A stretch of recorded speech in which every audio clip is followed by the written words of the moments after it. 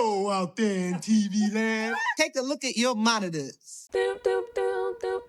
Hi, I'm Destiny from As Told by Destiny. You're watching YouTube.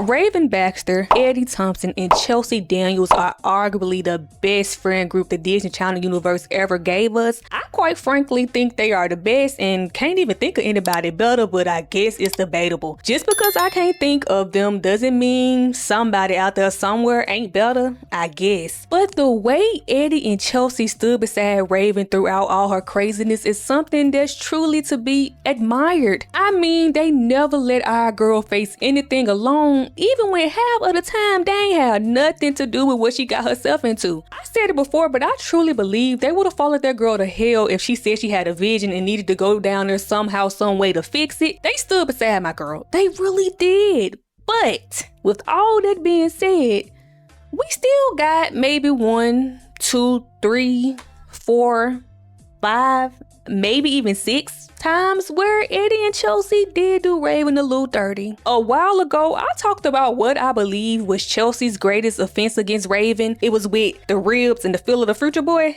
My girl was tripping in that episode. But now it's time to talk about Eddie's greatest offense. Do y'all remember that time Eddie switched up on Raven in the worst way? Let's get into it. So the episode starts off with us at the hottest restaurant in San Francisco, and you already know it's the Chill Grill. And currently the gang is locked in on a news report about a comet that's due to pass over the hood in a little while. It's called Pyramids Comet, and it only comes once every 100 years. So if they miss it tonight, they literally may never witness it again in life. But Raven don't really give a damn about that comet. Comet's coming!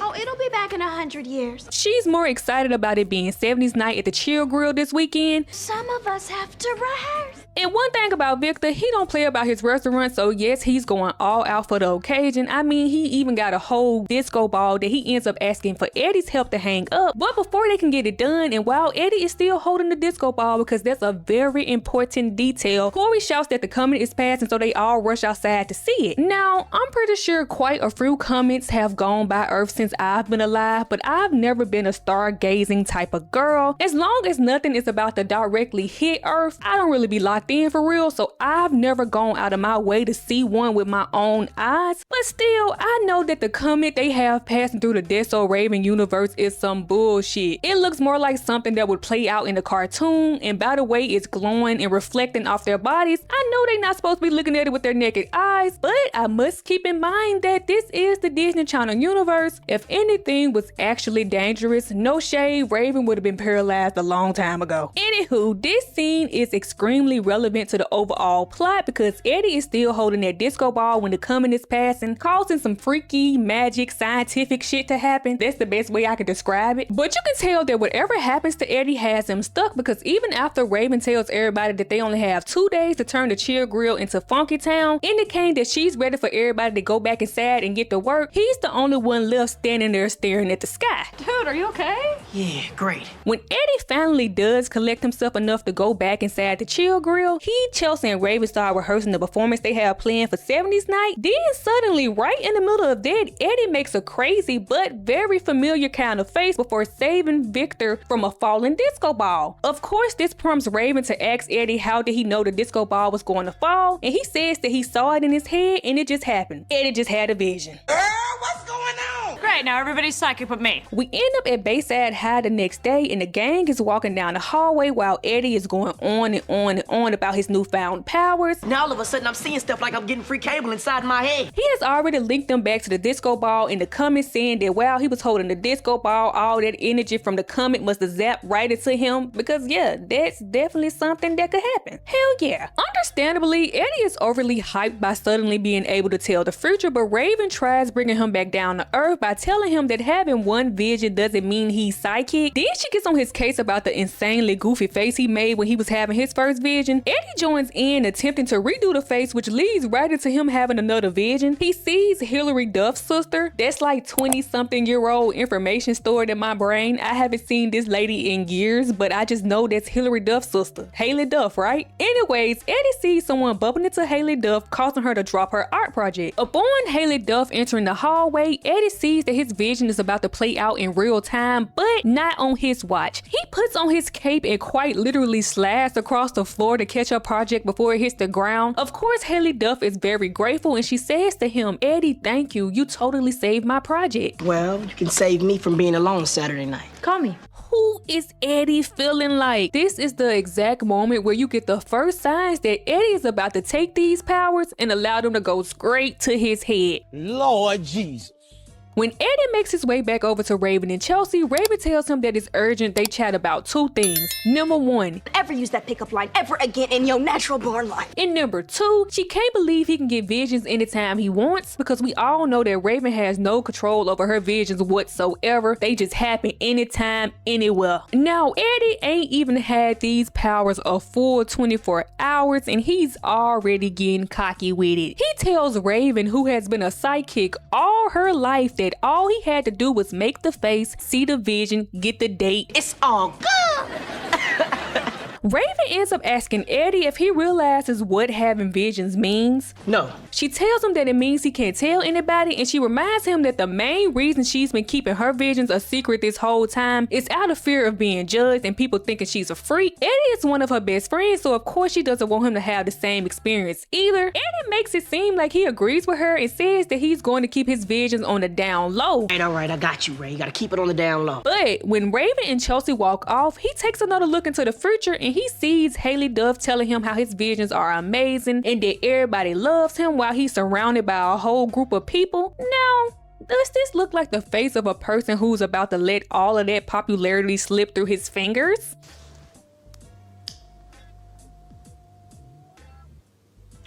No. We end up at the Baxter's residence where we find out that Raven, Eddie, and Chelsea are supposed to be rehearsing for 70s night, but Eddie is a no-show and his cell phone line is busy. It's getting real late, so Chelsea tells Raven that maybe they should just rehearse without him, but that goes awry rather quickly because Raven and Chelsea are Eddie's backup singers in the performance. They need him real bad. Eddie comes in. Oh yeah, this not worked out. They end up giving up on rehearsing, causing Raven to place her attention on Corey, who's rummaging through a cereal box with his bare hands. Get your little grubby hands out of there. People gotta eat that stuff. Corey tells Raven that he's looking for the prize, something I'm pretty sure we all remember being excited to do as a child. Captain Toasty's official marshmallow inspector. This is about to be so off topic, but my favorite toy I ever got out of a cereal box a long time ago when I was a child was that fish out of water character from Chicken Little. I barely remember my childhood, but I vividly remember that for some reason. That was my favorite little toy. Anywho, then Victor and Tanya come through the door hyped as hell about a tape they scored from the video store called the Undercover Disco Divas. Tanya says it will be perfect to help them get ready for 70s night. I'm pretty sure the Undercover Disco Divas are supposed to be a play on the blaxploitation film era, and I don't think I really appreciated it or realized it as a kid. You two die turkey bank robbers are stone cold busted. Now as an adult, it really makes me realize that somebody in them Disney headquarters back in the day really cared about black representation. Ain't no foxy mama's gonna stop our guru. Disney used to really care about black kids. I don't know what they got going on now, but it's none of my business. It's none of my business. Anywho, the Undercover Disco Divas, Coffee and Cream are so fly that even Corey is impressed. What has this meant on my life? Then we end up back at Bayside High the next day, I'm assuming, and Raven is walking down the hallway expressing how hard it's been to reach Eddie lately. She says she called his house so many times that his mama started getting a little attitude problem. During the midst of this, the man of the hour, Eddie, shows up with a whole new crew and he's just giving visions out like Oprah. Ooh, congratulations, girl. You're getting a B in bio. You get a vision, you get a vision, you get a vision. You going to the prom? Just not with him. It's barely been 48 hours since Eddie has been sidekick, but he's already officially feeling like that nigga. Lord Jesus. Then Raven and Chelsea approach him with Raven saying she needs to have a word with him, but he tells her that he can't right now because he's with his people. Excuse me, Edward? psychic little butt over there. Get it over there. When they're off to the side, Raven wants to know where Eddie was last night, causing him to remember the plans he had with them to rehearse the song, but he shrugs it off by saying he got busy making predictions and whatnot. Raven says that she thought he agreed not to tell anybody, but Eddie says he doesn't see what the big deal is. He says that the people have questions and he has answers, and he's trying to keep everybody happy, especially the cute ones. Who is he feeling like? Then Raven is hit with a vision right in the middle of their conversation, which is typical for her, but I guess Eddie thinks she's trying to flex on him, so he decides to go vision for vision with her. Raven sees Haley Duff dissing Eddie while he sees her giving him a kiss. Two very conflicting visions, so you already know it's about to be a problem. According to my vision, I'm getting a kiss. According to mine, you're getting a kiss off.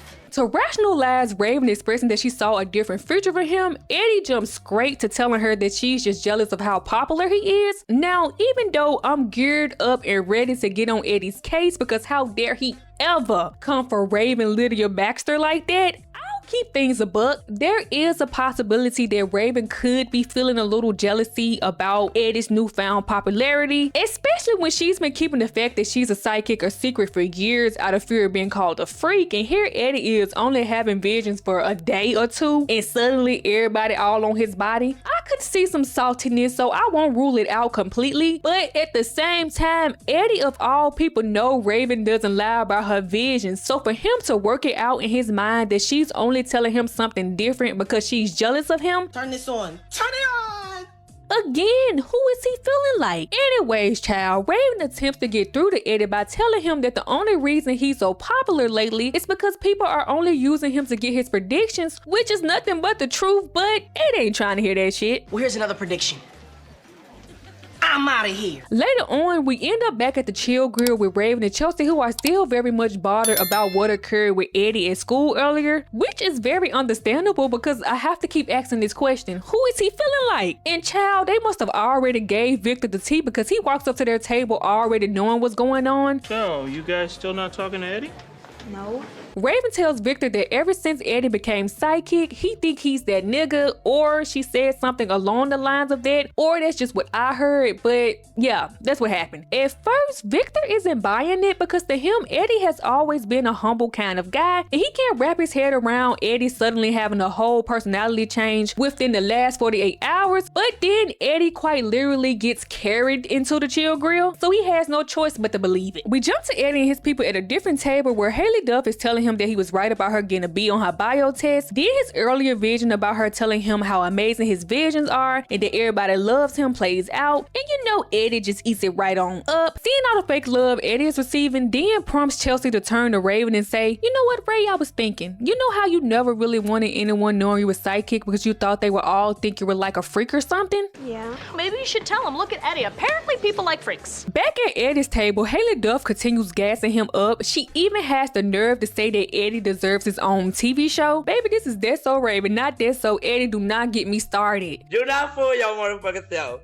Do not get beside your motherfucking self, okay? But this moment leads to one of the greatest fourth wall breaks in black sitcom history. Raven says that Eddie having his own TV show would be ridiculous because who would watch a show about a teen psychic? Now wait a minute, Miss Mamas. Anywho, I guess Eddie eventually grows tired of everybody being on his body and decides to leave the Chill Grill. But before he can make it out the door, he's approached by a random dude named Sonny who looks like he's up to no good. From the hat to the outfit to the chains to the lighted pop to the braces. I know he's not to be trusted. It turns out that Sonny, his lighted pop and his braces went to Bayside High last year, and he asks Eddie if he recognizes him, and Eddie does. Eddie gives him a look as if he looked totally different the last time he saw him, so it looks like Sonny then came up. Sonny?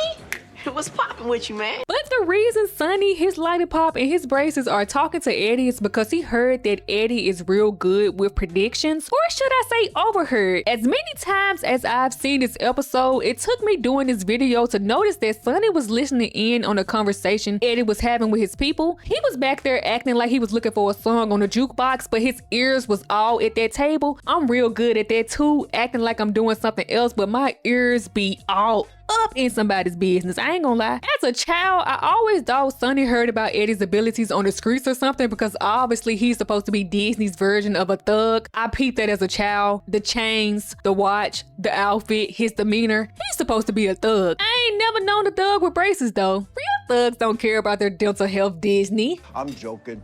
I'm joking. I don't know nothing about that lifestyle. Whatever y'all got going on, because that's not me. I hear you're pretty good at making predictions. Where it is, you're on a hot streak. Haven't been wrong yet. Then Sonny, his lollipop, and his braces end up pulling out a piece of paper with a list of names on it. And he tells Eddie that he just wants to conduct a little experiment. He just wants Eddie to look at the names and see if one pops out at him without really giving a reason why. Eddie is just so goddamn eager to flex his abilities that he's overly ready to do it without asking any questions. He peeks into the future and sees the name Livewire, and he wants to know from Sonny if that means anything. We'll find out.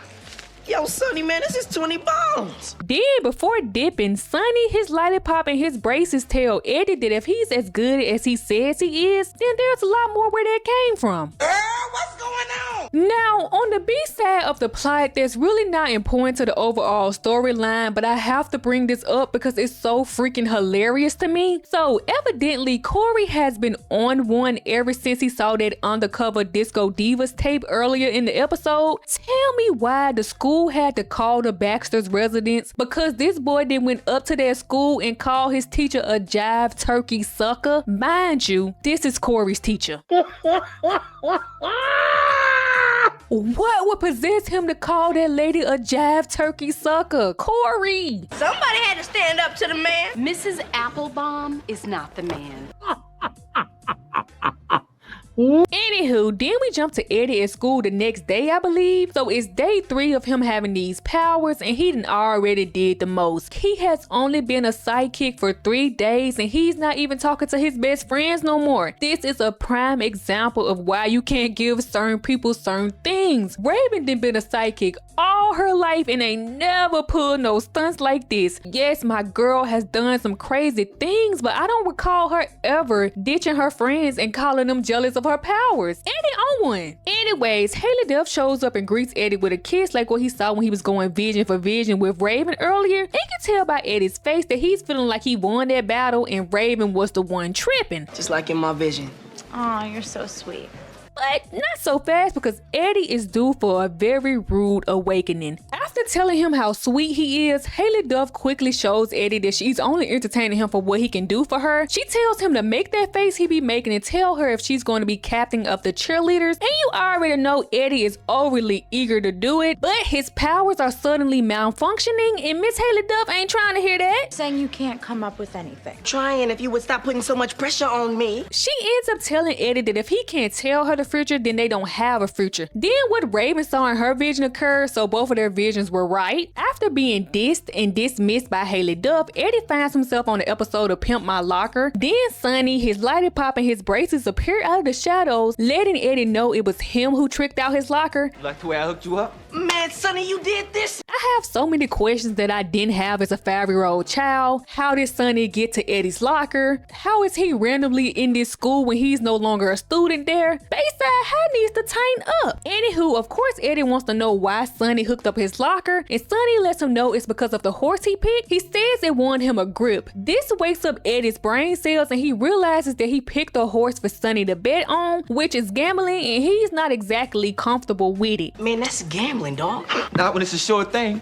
Yeah. But I fear it's too late, because just like the late and great Cleo, Sonny wants some more motherfucking money. Therefore, he needs Eddie to pick another horse. Eddie doesn't want to do it, but he's scared of Sonny, his lollipop, and his braces, so he folds under about 5% of pressure. Man, I don't know about that. Man, look, just make that stupid face and tell me who's gonna win. Right. As a child, I definitely found Sonny intimidating. I remember being in fear for Eddie, but realistically, if it came down to it, Eddie could have definitely whooped Sonny's ass. But this is the Disney universe, and Sonny, his lollipop, and his braces got Eddie shook. So even though Eddie no longer has the power to see into the future, he still ends up randomly picking a horse named Murder Blur. Sonny is surprised seeing that Murder Blur has never won a race before, but he knows that if he does, it's going to pay off big, so he lets Eddie know that he's been it all on this one. Yeah, guess I am too. We wound up back at the Baxter's residence with Raven and Chelsea, who are both picking out their afros for 70s night, which is tonight. Yes, Chelsea is picking out an afro, but it's not the craziest thing Disney has ever had her do. Jerk chicken in the cafeteria gon' always have it. That plays in my mind constantly. Jerk chicken in the cafeteria, man. Ooh, ooh. Why would she say that? Like. Anywho, obviously Chelsea and Raven are planning to go as Coffee and Cream from the Undercover Disco Divas. As they continue picking their afros, Chelsea then expresses how much she really wishes Eddie was doing a song with them tonight because things are still up in the air between all of them. Raven reminds her that they made an agreement not to talk about him, but she ends up being the one who gets all in her feelings. Psychic Eddie. Oh, Eddie, you got the prettiest little eyes. Hey! Eddie got her upset. After calming Raven down, Chelsea proceeds to crack the corniest joke ever by telling Raven not to wig out, and she just thinks it's the most hilarious thing ever. During the midst of Chelsea cracking herself up, Raven gets hit with a vision of what looks like Sonny getting ready to put the paws on Eddie, and even though Eddie has been a big jerk lately, Raven still jumps into action saying that they gotta go help him. Meanwhile, Eddie arrives at the Chill Grill, which is insane to me because he's not even communicating with Raven right now, but throughout this whole ordeal, he has still felt comfortable enough scrolling into her daddy's restaurant. I couldn't be Raven. You think you gonna be dissing me and calling me jealous and think you still allowed in my daddy's restaurant? No, sir. Not me. Eddie will be banned. Anywho, Eddie runs into Victor, who can't hide how excited he is for 70s night, but I ain't mad at him. Mind if I hang out, watch a little TV, news, sports, horse race results? Eddie probably ain't never watched a horse race in his life, but Sonny got him so shook that he's trying to see about one tonight. Of course, Victor doesn't mind Eddie watching TV because he was actually super close to him and Chelsea. In fact, Victor says that he needs to run home right quick to throw on his fit for tonight, and with Eddie staying behind at the Chill Grill, he won't have to lock up. Dang. Alone in the Chill Grill, Eddie turns on the TV and the first thing he sees is something about the comment from earlier. Turns out Eddie wasn't the only person who ended up with strange powers, but whatever it was, it came and went with the comment, so Eddie is back to being regular old Eddie. Then he turns on a horse race just in time to witness Murder Blur coming in dead last for the 27th time. Damn. And again, Sonny, his lollipop, and his braces appear out of thin air. How did he even know Eddie would be at the Chill Grill? Alone at that, was he casing the joint? Police! Help! Police! Help! Police! Help! Sonny! I was counting on you, man. What happened? Eddie tries to explain the coming thing to Sonny by saying something funny happened the other day, but Sonny ain't really trying to hear no talking right now. He says ain't shit funny about him losing his money, and when he loses, Eddie pays. Just as Sonny is joking Eddie up like Raven saw in her vision, right in the nick of time, her and Chelsea come bursting through the door dressed like Coffee and Cream, and I won't lie, they ate that shit the fuck up. I'm Coffee. Yeah, and I'm Kareem. Even though they are in full character, acting like they came straight out of an episode of Undercover Disco Divas, Raven and Chelsea try convincing Sonny that they are cops. I know these two. Man, you in trouble now, Sonny boy. And it actually seems to work for a split second until Sonny snatches Raven's badge and realizes it says Captain Toasty's official marshmallow inspector. It's the toy Corey got out of the cereal box. Then I guess the next goal is to confuse Sonny so much that he forgets about how much he wants to put the paws on Eddie.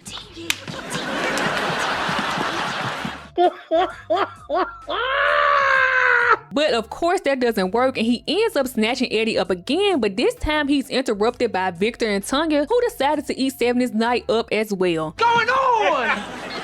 It's 70s night, my brother. They see Sonny and he's looking kind of out of place, and Victor wants to know why he isn't dressed up, but child, this is when Tanya recognizes Sonny. Aren't you Gloria and George's little boy, Sanford? So basically, this guy's a gangster. His real name's Clarence, and Clarence lives at home with both parents, and Clarence's parents have a real good marriage. Then Victor is interested in what Sonny, aka Sanford, has been up to, and Raven quickly interjects and lets her parents know that he's been up to a little gambling and threatening Eddie. A little bit of that. This none of your business. Tanya lets Sonny, aka Sanford, his lollipop, and his braces know that it's going to be his mother's business when she calls her. And as big and bad as Sonny was supposed to be, he ends up running out of the Chill Grill like Debo just snatched the chain his grandma gave him behind the thought of being grounded for a year when his mother finds out what he's been up to. And I was afraid of that guy? After asking to be left alone with Raven and Chelsea, Eddie begins his apology tour. And y'all know how these Disney Channel episodes go. The apologies are never as long as the shenanigans and disrespect. One thing leads to another, and Eddie ends up saying being a sidekick is a lot more complicated than he thought, as if that excuses or explains his behavior. But all is well, it ends well. The gang makes up. Still friends? Depends, man. I mean, can you get down and funky? And yeah, Raven and Chelsea ate his coffee and cream. Yeah, Victor and Tanya did their thing or whatever, but Corey? Oh, he shut the house down. Then the episode basically ends with Raven, Eddie, and Chelsea doing their performance, even though Eddie never really rehearsed throughout the whole entire episode, but I guess he didn't need as much rehearsal as some other folks. I'm one bad brother who dances like this. Shut your mouth! Every time I watch this episode, all I can think is, who was Eddie feeling like? I mean, the switch up was immediate. He got the powers. He told Raven and Chelsea that he wasn't gonna tell nobody. They all agreed that he was gonna keep them on the down low. And that same day, he didn't show up to rehearsal. He was already just giving the visions out. I mean, I could see if he was getting paid. Like, if he was like getting paid. No, Eddie was just doing it for the popularity. He was just doing it for the popularity in the girls. This episode is hilarious to me because, I mean, he immediately started playing in Raven and Chelsea face when he got some popularity. And it makes me think, would Eddie be friends with them if he could find a more popular crowd? No, but Eddie, Raven, and Chelsea are my favorite friend group from the Disney Channel universe. But looking at this episode, would Eddie be hanging out with them if he could find a more popular crowd? Because, I mean, it was, instant. He didn't even think about it. He got his little powers and he got on. But like I said, this is a prime example why you can't give everybody certain things. Everybody can have, like, imagine this was That's So Eddie. This would be a total, from this little episode, I see that if this was That's So Eddie, this would be a totally different show than That's So Raven. You can't give a dude like Eddie's sidekick abilities. Look what he did with him. Turned his back on his two best friends, and they've been friends since they was little kids. Because I remember, I think it was a Chelsea birthday. It was something. Raven and Chelsea had something. They was mad at each other or some shit. Maybe it was the episode where they was like, they both got assigned to do this project together, and Raven wanted to talk about shopping, Chelsea wanted to talk about the earth, and they was having static, but Eddie ended up putting on this old video of somebody's old birthday party or whatever. Anyway, but they've been friends since they was kids, little kids, like back to elementary. As soon as he got them powers, I don't know which one worse. Eddie telling Raven that she's just jealous of him because he's popular, or Chelsea saying to her, the Phil of the Future dude, and Chelsea and Raven saw him eating them ribs, and Chelsea said, you think I'm gonna stop talking to, what she said?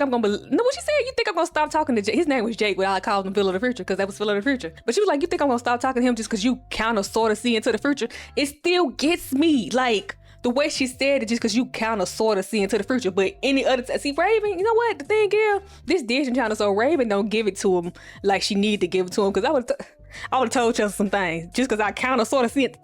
No, because now I'm getting mad. I love Eddie and Chelsea. Don't get me wrong, I love Eddie and Chelsea, but Eddie was tripping in this episode. Then, after not showing up to rehearsal, after telling Raven that she was just jealous because he was popular, he gonna go to her daddy restaurant with a whole gang of people, loud talking. He took it too far.